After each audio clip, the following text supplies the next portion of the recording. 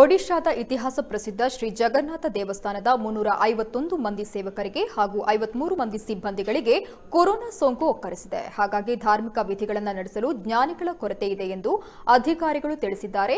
ಪುರಿ ಜಿಲ್ಲೆಯಲ್ಲಿ ಇದುವರೆಗೆ 9704 ಕೊರೋನಾ ಪ್ರಕರಣಗಳು ಪತ್ತೆಯಾಗಿದ್ದು 9 ಸಾವು ಸಂಭವಿಸಿದೆ. ಮೃತಪಟ್ಟವರಲ್ಲಿ 3 ಮಂದಿ ಈ ದೇವಾಲಯದ ಧಾರ್ಮಿಕ ವಿಧಿಗಳಲ್ಲಿ ನಿರತರಾಗಿದ್ದವರು ಎಂದು ಜಿಲ್ಲಾ ಆರೋಗ್ಯ ಅಧಿಕಾರಿಗಳು ಮಾಹಿತಿ ನೀಡಿದ್ದಾರೆ.